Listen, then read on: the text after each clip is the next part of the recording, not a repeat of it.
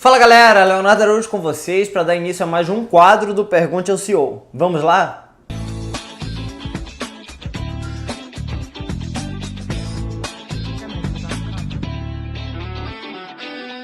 Bem, como vocês sabem, todas as semanas respondemos de praxe 3 perguntas da rede que nos são enviadas através do e-mail contato@leonardoaraújo.com.br. Então, porventura, se é a primeira vez que você está assistindo esse quadro e você deseja entrar em contato conosco, basta nos enviar suas perguntas por esse e-mail que nós iremos selecionar as melhores perguntas e responderemos aqui nesse quadro. E vamos começar pela primeira pergunta. Uma pergunta do Douglas Costa, onde o Douglas faz o seguinte questionamento. Fui questionado por um prospecto que a empresa está registrada somente como curso de trader e não tem licença para operar com investimento. Como explica essa situação? Bem, Douglas, eu não sei se você sabe, mas o registro de qualquer empresa ele é aberto e você pode facilmente consultar dentro da Receita Federal. Ao pegar o número do nosso CNPJ e inserir na Receita Federal na consulta pública de CNPJ, você vai ter acesso exatamente a todos os 3 canais que nós temos. O primeiro deles, tá? De qualquer negócio, exceto imobiliários, onde me permite trabalhar com qualquer negócio em solo nacional, exceto imóveis. O segundo deles, o canal de treinamento, serviços e o terceiro deles, o canal de educação. Então não temos apenas o canal de educação como o teu prospecto falou, e sim temos apenas, além dele, outros 2 canais, tá bem? Respondendo um pouco ainda a pergunta do teu prospecto, fique claro que não trabalhamos e não precisamos de autorização para trabalhar com investimentos, porque nós não fazemos captação de recursos. Isso mesmo. Nós fazemos gestão de bitcoins e, porventura, usamos uma brecha da lei onde a CVM não considera Bitcoin como dinheiro. Então, quando você nos envia Bitcoin e eu te pago em Bitcoin, não há uma transação financeira entre as partes, com isso e sim uma troca de commodities, uma livre troca de ativos, etc. e tal. Com isso, não é necessário nenhuma autorização para poder atuar dessa maneira, porque que fique claro que não fazemos captação de recursos, e sim gestão de criptomoedas, tá bem? Eu espero ter respondido a tua pergunta. E a segunda pergunta é do Eric, diretamente do Rio de Janeiro, onde o Eric faz o seguinte questionamento. Tenho estado um pouco preocupado com relação aos pagamentos da empresa serem binário e ser um pagamento muito forte, por ser um percentual em cima dos ganhos e a pontuação acumulando para graduar. Aí tem que pagar em cima do que ele ganhou, etc. E quando não há muitas travas, pode quebrar como aconteceu com a Boulevard Mondê. Talvez se fosse ciclado, como a World Ventures, a Dionessa, ou mesmo o grupo Rinode, que expira os pontos mês a mês, haveria mais segurança. E hoje a segurança é o capital da galera. Bem, Eric, eu vou discordar de alguns pontos que você levantou aqui, porque cada empresa lá usa a sua estratégia baseada no teu produto. As empresas que você mencionou, como a própria Boulevard que quebrou, para início de conversa, ela tinha um custo de produto, que era o custo de produção, custo de produto, tal, etc. E nós não temos isso porque nós vendemos serviço. O custo é o custo de produção de um curso, então já é algo totalmente diferente, tá? Para começo de história. Com relação ao World Ventures, Dionessa e Grupo Rinode, ambas empresas, elas trabalham com, no caso da Dionessa, o Grupo Rinode, que é da qual eu tenho conhecimento, se eu não me engano, o World Ventures também é serviço. Enfim, elas trabalham com seus devidos produtos, suas margens de lucros, que com certeza não chegam próximas das nossas, porque eu tenho praticamente toda a entrada de um curso disponível para poder fazer esses pagamentos. E não apenas limitada quanto a uma empresa de produto, que ela tem ali, além de tudo isso, ela tem que ter logística, tecnologia desses produtos, o estudo desses produtos, tudo mais, isso tudo é custo para a empresa, fora a produção, enfim, folha de pagamentos, todo esse funcionariado e tudo mais. Teoricamente, conosco você terá muito mais margem de ganhos, porque o nosso serviço ele tem muito maior margem para poder distribuir entre vocês, mas deixando claro que não há insustentabilidade nesse projeto, porque o sistema binário ele foi estudado em Harvard, é um sistema muito bem conceituado e nós temos um sistema de pagamento tão igual quanto as maiores empresas do momento no Brasil. Não se difere tanto em termos de percentuais, eu espero que você entenda. O que talvez seja novo para você é a questão do cumulativo para a qualificação. Mas nós reservamos 2,5% de toda a entrada, certo?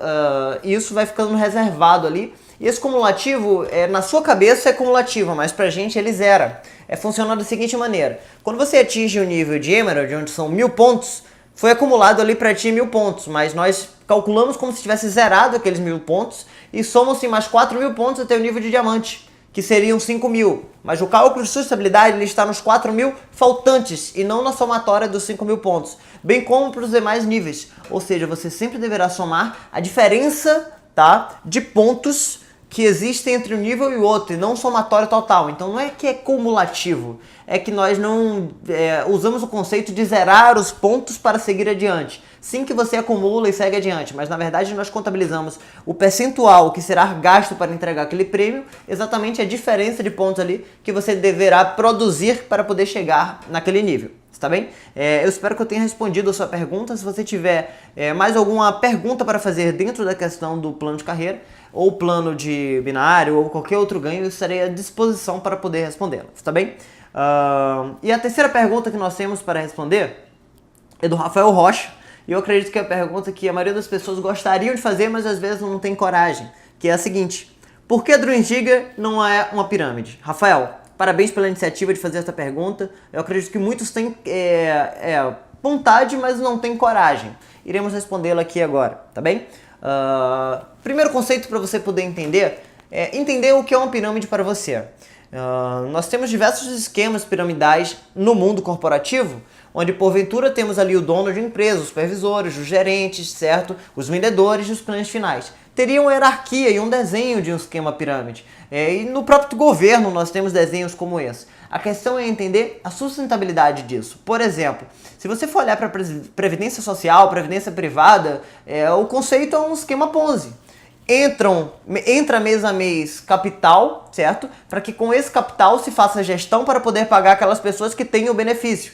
Ou um seguro de veículo, por exemplo. Todos os meses entram valores para que com esses valores você possa pagar aquele sinistro ou, porventura, aquele carro que foi roubado, batido, etc e tal. É isso que eu quero que vocês entendam. Só que processos como esses foram tidos como sustentáveis porque há uma entrada muito maior do que uma saída. E com isso, teoricamente, há vendas e esse processo ele passa a ser sustentável. Mas que fique claro que no momento que não entrasse mais ninguém, esse processo seria tido como insustentável e não teria mais confiança do público final que consome esse tipo de produto. Eu fiz uma explicação leviana do que seria uma pirâmide sustentável para que você possa entender aqui. Mas vamos tentar agora falar o que seria uma pirâmide insustentável. Aquele processo onde você, teoricamente, faz adesão de valores, esses valores são distribuídos em rede, de modo, porventura, até numa empresa de produtos, isso pode ocorrer, onde esses valores eles são pagos mais do que o de fato foi arrecadado. Isso seria, sim, uma pirâmide sustentável, algo sério e um crime contra a economia financeira, tá bem? Fazer pirâmide no Brasil é crime e você deve ter cuidado com as empresas que você venha a fazer parte.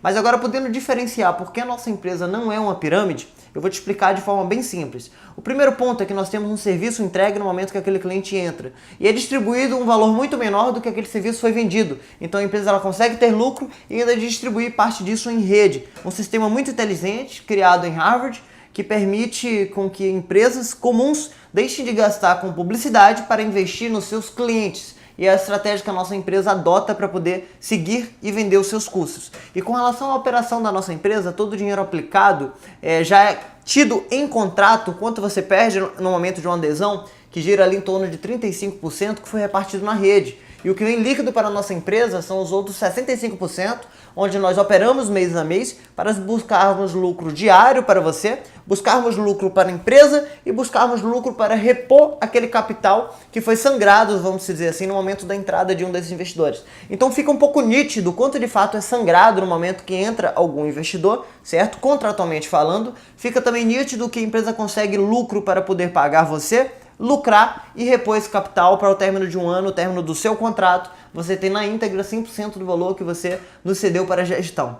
Então, eu espero que tenha ficado claro para ti que fazer pirâmide é sim crime, mas você deve estudar se o conceito, talvez da empresa que você está hoje, ou o conceito daquele negócio que você pretende entrar, ele é insustentável ou não. Porque olhar uma hierarquia piramidal, vamos dizer assim, você encontra em qualquer negócio tradicional ou até mesmo dentro do multinível. A questão é entender se esse conceito ele passa a ser um crime por ser insustentável ou não. Então, afirmando e respondendo novamente a sua pergunta, não somos pirâmide financeira porque não há insustentabilidade dentro do nosso plano. Bem, encerramos aqui o quadro do Pergunte ao CEO de hoje.